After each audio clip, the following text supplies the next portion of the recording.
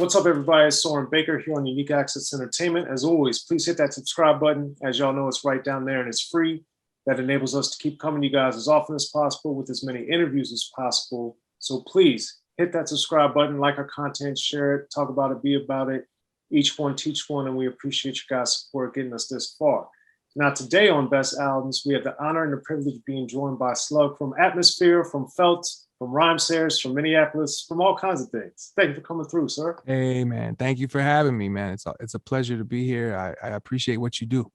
Oh, well, thank you. And likewise. Now, Slug has selected Digital Underground's Sex Packets. Their debut album came out in 1990. Tommy Boy Records. This is a great era of rap.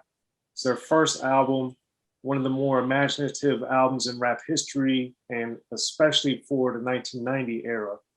And sadly, of course, we recently lost Shock G, the mastermind of this project, as far as production, rapping, everything. But before we get to that part of it, Slug, for you, what were your initial thoughts when you were first getting introduced to Digital Underground, maybe even before Sex Packets, if you had the fortune of hearing some of the singles before? The first thing I heard from Digital Underground was their first Tommy Boy single, was Do What You Like. And it blew me away.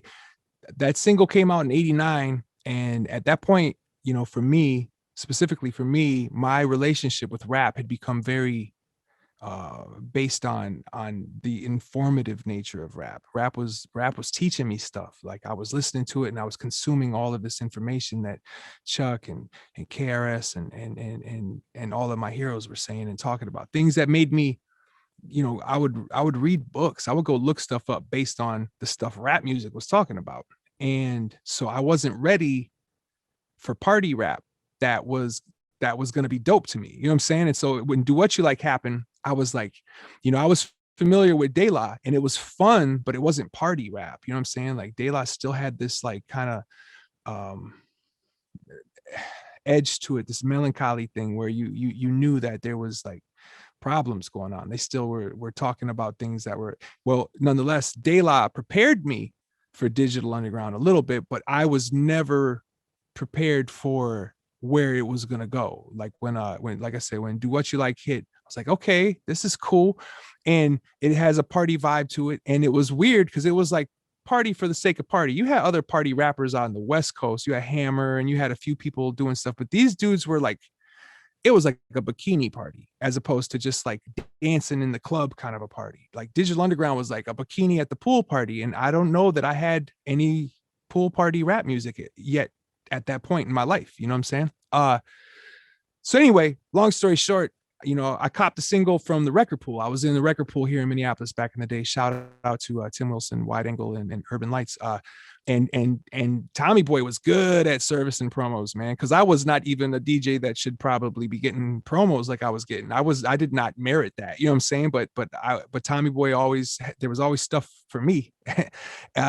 And so the white label, Do What You Like, I got that. And it had another joint on it called Hip Hop Doll.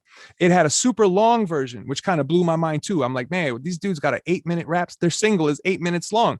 And immediately I struck the chord, because the only other artist that I listened to that could keep my attention for 8 minutes was the George Clinton stuff that the Parliament Funkadelic had done. Prince had a couple of jams that went that long, but not many. But Parliament, like an 8-minute song, was short. You know what I mean? That was normal for them dudes. Like, so and also there was something about like the guitar line and all this. I was just like, oh, okay, this is a Parliament thing. Maybe I recognize the drums. I don't know. I wasn't super into breaks yet back then, but maybe I could just feel the connection between P-Funk and Do What You Like. Then the full album came out. I don't know, man, must have been about 6 months later or so. And it came with the Humpty Dance. And here, the funny thing is, all this happened before I ever heard or seen the Underwater Rhymes single. I never caught that one at the time. I ended up catching it later after the fact, because I was like, there's a single for that? I never knew that. You know what I mean? So I picked it up. But I went from Do What You Like to the Humpty Dance, and I was just like, oh, these dudes are tripping. The video, these dudes are tripping. You know what I'm saying? I once got busy in a Burger King bathroom, was one of the most iconic lines of the year. I once got busy in a Burger King bathroom. I'm crazy. And we're talking about, this was maybe possibly the best year of hip hop. If we're talking about spring of 1989 through spring of 1990, this might have been my favorite year of hip hop. And one of the most iconic lines of that year was, I once got busy in a Burger King bathroom. There's no excuse for that, for how that hit me, because I was all about X-Clan. I was all about Public Enemy. I was all about Big Daddy King, KRS-One. I mean, I was all about like people that made me think like the revolution is starting tomorrow. We're going to go start burning down police stations tomorrow. That's the kind of rap I wanted. And here come these dudes like just tripping. And I was shook. I loved it. I fell in love with it immediately. And it opened me up, man, because I think without that, I don't know if I would have been from De La to Digital Underground to Far Side. Like, I don't know that I would have been able to have had the full spectrum that I needed to have, you know what I'm saying? Because I could go from Digital Underground to listening to a Paris album next, and I could do it without blinking an eye. It was perfect to me. And then I could go from Paris to Far Side, from Far Side over to Ice Cube, and all of it was available for me, which I think that I wasn't like that when I was younger. I was a little bit more picky and focused. And so in a weird way, I think Digital Underground, that album specifically, helped open me up to make me just more open-minded to a lot of different music, not even just in the genre of hip hop, but just a lot of different music. Cause it was after that I started to be more open about even like when I eventually got into like alternative rock or indie rock, stuff like that, you know, to go from listening to strictly just drum machines and samples to being like, oh, you know, this Pearl Jam record is kind of okay. You know what I'm saying? To be able to do that, I needed rappers to help, to hold my hand through that. I needed some rappers to be like, hey, you know what? It's okay to listen to me play my own synth lines, and it's okay to listen for, you know, it's all that opened me up. Like, does that make sense? Yes. And I think one of the other things about Sex Packets that was so incredible to me was that it was a concept album, which at that point in rap was also very unusual. And they actually really did it through the whole album. It wasn't like a loose concept. They really carried it throughout. So for you as a listener, and then as somebody that became an artist, a businessman, all these different things, what impact have you seen over the years that Sex Packets might have had on a conceptual level? I think Sex Packets picked up a torch that was originally also started with George Clinton and the P-Funk stuff. Like, I feel like they had a similar style of making albums. And let's keep it real, it wasn't just Sex Packets, but I'm pretty sure all the Digital Underground albums continue to have concepts that the albums were based on, you know. And I think that that was also a P-Funk thing. You know, when you look at the art to Sex Packets, as well as some of the other DU albums, the photos and the drawings and all of that speaks to me. This like, this is funk, you know what I'm saying? This is funk on every aesthetic. It sounds like funk, it looks like funk, it smells like funk, you know what I mean? And I feel like I think they knew that. I think Shock knew he was making funk, you know what I'm saying? And so as far as this being a concept album, it's funny, I was talking with my little brother today about this because I knew me and you were going to talk today, and he mentioned the concept album part, but he also mentioned how he's like, but then some of the songs, they bent it. It's like they put concepts inside of concepts, and not necessarily in a meta way, but just like, hey, this is a concept album. Now, inside of this concept album, we're going to take you to a festival called Gut Fest. And this is, you know, I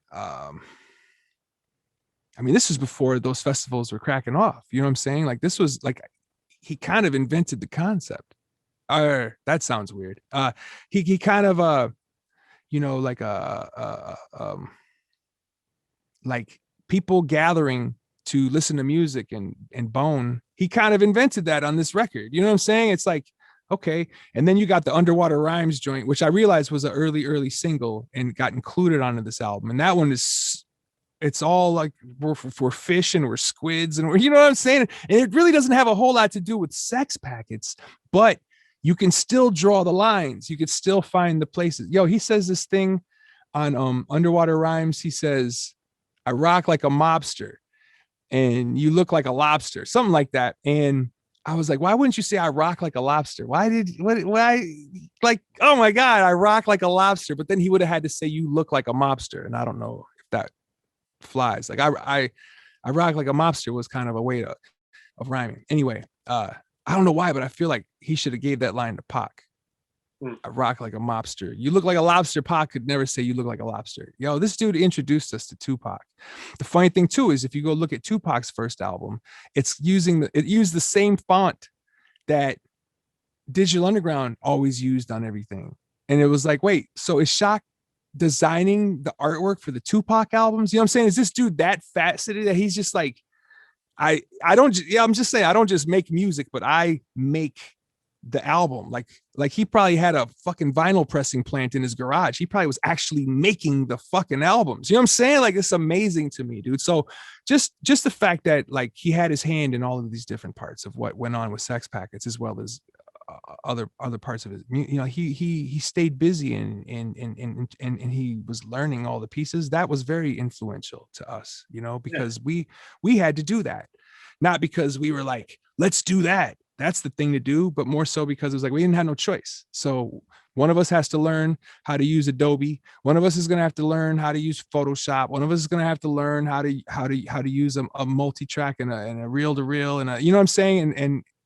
And so to me, that was a part of this album. You know, you were seeing more of that, I think, in the 90s than in the 80s, which is interesting. Like in the 80s, you know, Schoolie D was a good example of that. He was like drawing his own art and putting out his own records and whatnot. But in the 80s, a lot of people were depending on hustlers to put out their records. You know what I'm saying? They were depending on somebody to bankroll. Even the indie labels, they bankroll it, but they weren't just doing it all themselves. They go find somebody to design the same corny logo looking, you know, that's why you see so many of them records from the 80s got the same like orange turning to yellow sticker, but just different fonts written on them. You know what I mean? It was just like everybody was going to the same places with it. And then so in the 90s, you saw more people being like, yo, I'm gonna run this. I'm gonna run it from top to bottom to top. I don't know which way it's supposed to go, but either way. But that's the Schoolie D thing is amazing. He's my favorite rapper, and he drew a lot of his early singles and album covers. He did all the beats. He did everything except scratch, and it was on his own record company, Schoolie D Records. He produced everything. So Shock followed later. I talked to actually Money B and Young Hump about that a couple of years ago, and they brought up, of course, Andre 3000 did similar stuff with Outkast.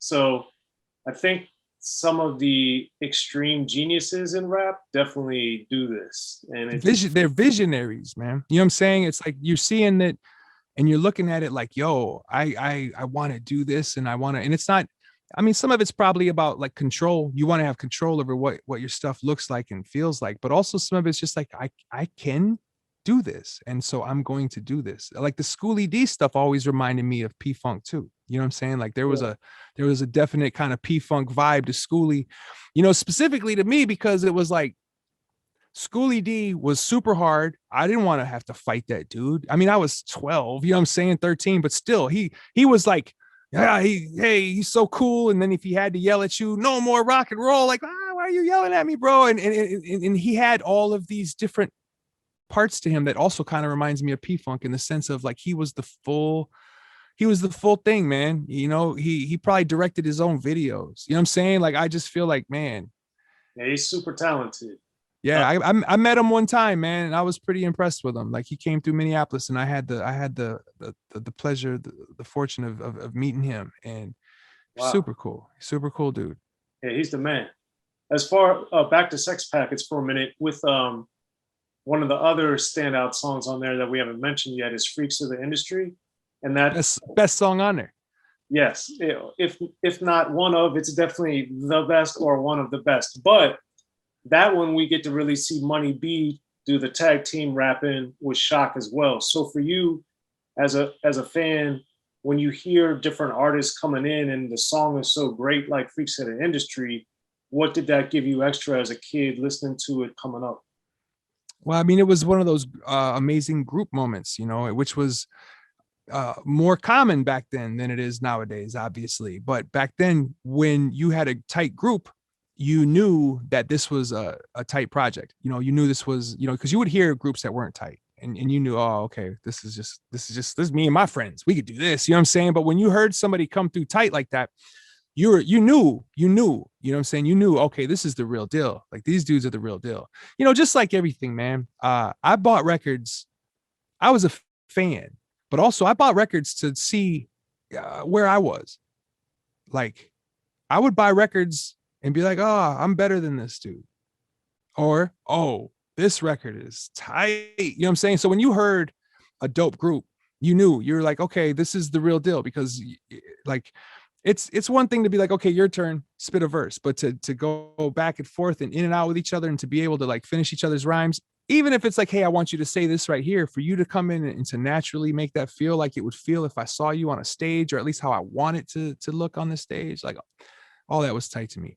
And I feel like, you know, something to do with when you have a rapper who can also produce and play some instruments, and who can you know, like, that's a bigger deal.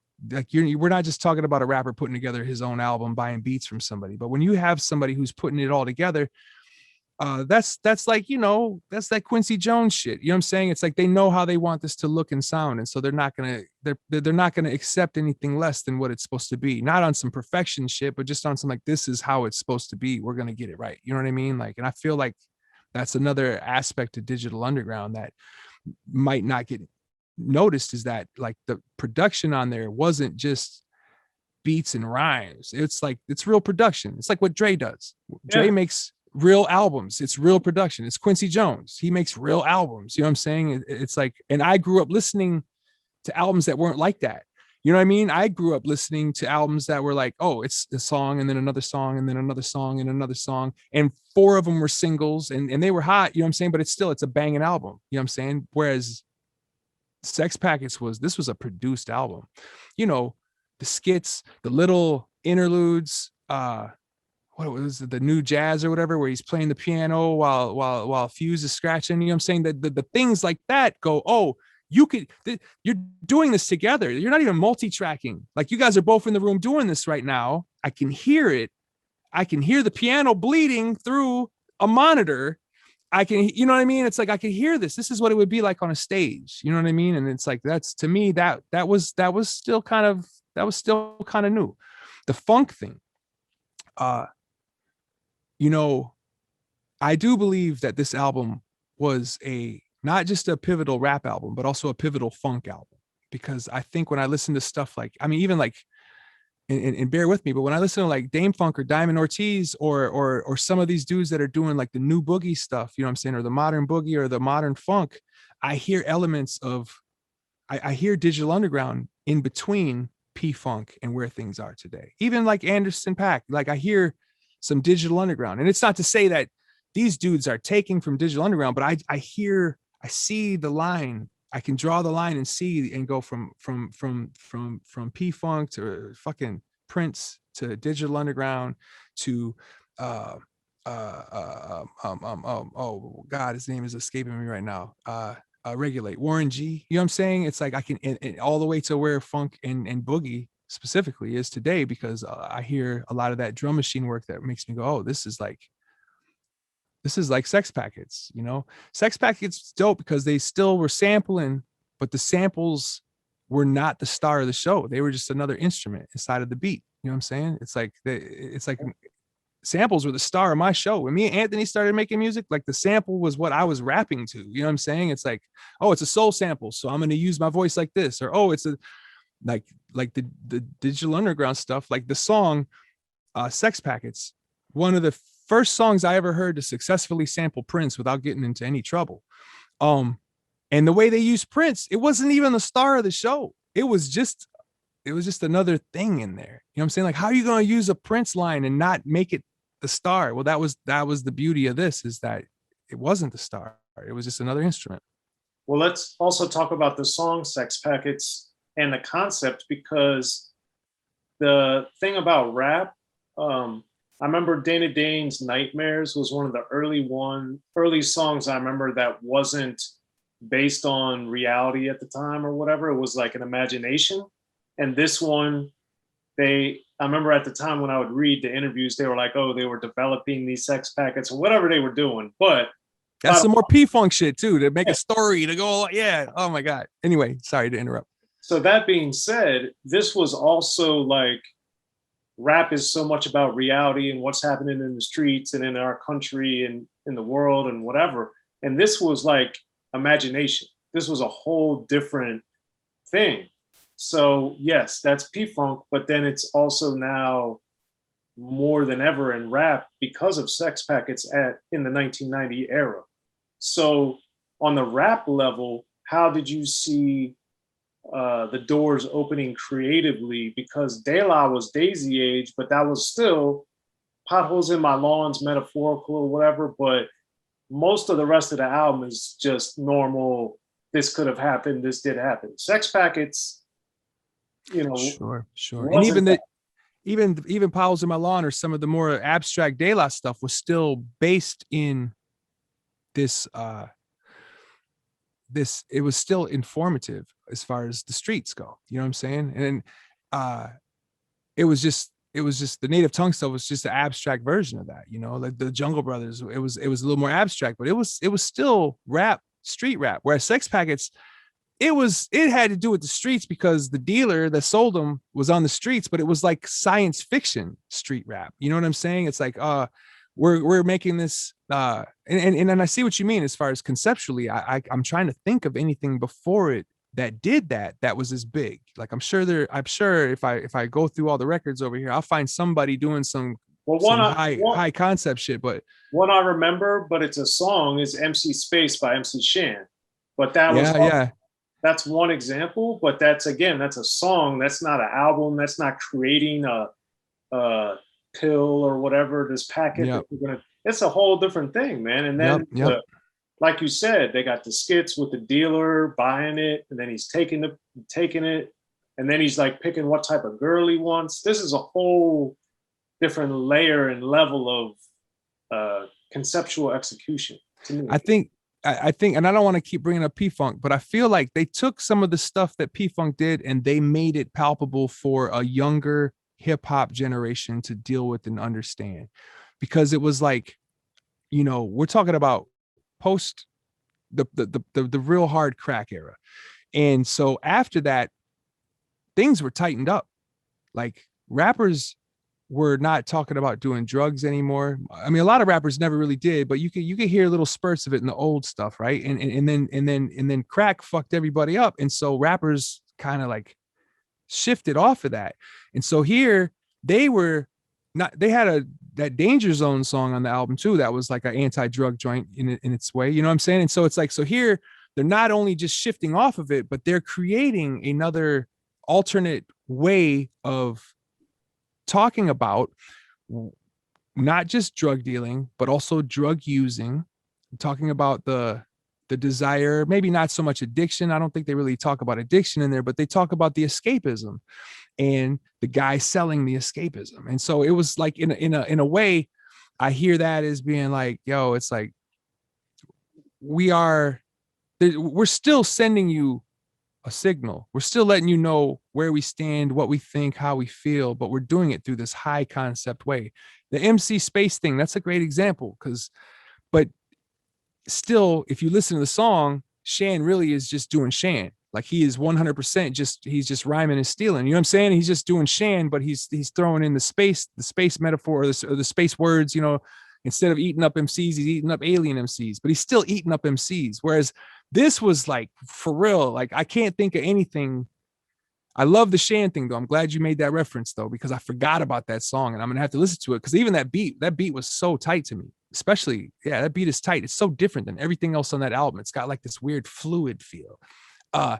Okay. So I can't think of anything that was as big as Sex Packets, that was as high. I'm trying to think. It had to have been De La if there was anybody that had a high concept.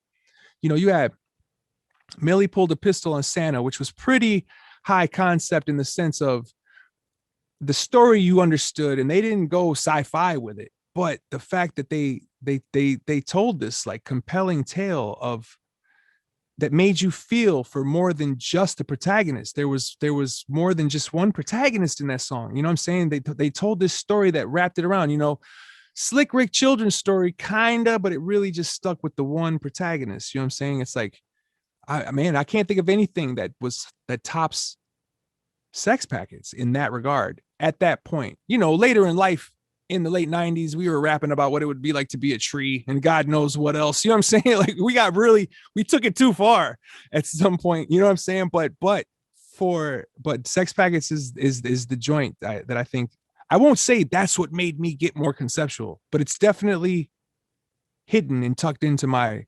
bloodline, if that makes any sense. You know what I mean? I think you brought up a great way to articulate it is science fiction, you know, and it really is just a phenomenal album. And like we've talked about, the inside had like Shock taking one of the packets, the pictures, the songs and the skits and all these different things going on. So now, to wrap up on Digital Underground Sex Packet for best albums, what would you say for you and for rap is the legacy of the album now? Ooh, to me, the album's legacy is in the funk. The fact that this album was put together in a way that took more risks than it took the easy shots. Like Humpty Dance was the easy shot.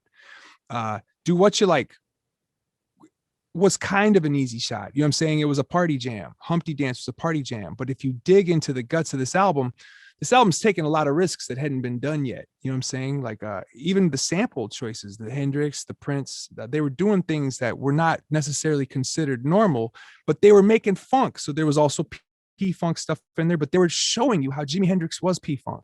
And they were showing you how Prince was P-Funk. You know what I mean? Like, and I feel like, and when I say P-Funk, I'm no longer referring to George. I'm now referring to the whole genre from then till now. And this album, and pretty much everything that Shock ever did, in my opinion, is part of that legacy. The legacy it's bigger than any of these artists. It's bigger than George. It's bigger than Bootsy. It's a giant legacy of millions of artists. And Shock is one of, if not, he's one of the only ones that were rappers that are part of that legacy. You know what I'm saying? It's like we got a guy in there and this was him. He was that. You know what I'm saying? It's like, how can you say that about many genres of music even? You know what I mean? But we got a guy who is in that funk lineage. Someday in the year 3050, when there is a funk Hall of Fame, this dude is going to be the first rapper in that Hall of Fame, in my opinion. You know what I mean? Like, and there were plenty of rappers that were rapping over funk samples, because that's not what it is to me. And as far as just his whole career, his whole legacy with this album and moving onward, it was all risks, man. The dude knew that you're supposed to take those risks. And that's something that I think is still a relevant lesson for music now. I feel like if you want a hit song, then you purchase a hit song and you make a hit song. But if you want a legacy, then you take risks, you know? Yeah, I agree. Absolutely. Well, Slug, thanks for coming through for best albums. Hold up. Check it out. I got to say something here. All right. And I got multiple copies of these because I'm an idiot that forgets sometimes that I already bought that. Right. But this is the first time I bought the CD of it. This CD I bought in 90. I couldn't find the full album on vinyl when I was a kid, when it first came out. And so I went for the CD because I already thought like, yo, Humpty Dance is hot. I like Do What You Like. I'm pretty sure this album's going to be good. I only bought CDs that I was like, that's probably going to be good, because CDs back then were like $800 and they came in the long box. And so then after I got the CD, I loved it so much that I was like, I want the tape, because I want to have it in my Walkman or in a car without having to record the CD, because when you record the CD, you get that air on the tape. So I was like, I'm buying the actual tape. And so I have a tape collection, but my tape collection is like a Hall of Fame, because if I bought your tape, that means that I wanted to have it in with me as I walked to school or in a car. You know what I mean? The CD meant that I was just starting to learn this new technology. The vinyl is what I really wanted, and I ended up getting the vinyl a little bit later. But the reason I'm calling all this out is because if you own all three, then you know that they're all different from each other.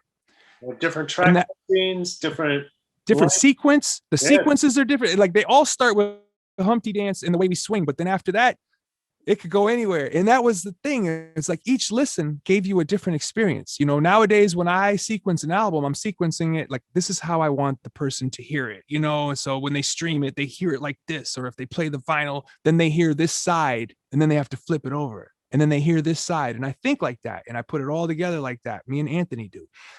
These guys were like, yo, every single format is going to be a little bit different. I went and checked the streaming to see which one the streaming followed. The streaming follows the CD. But I was like, man, this is a trip. Like I remember as a kid listening to the tape and being like, yo, what is this?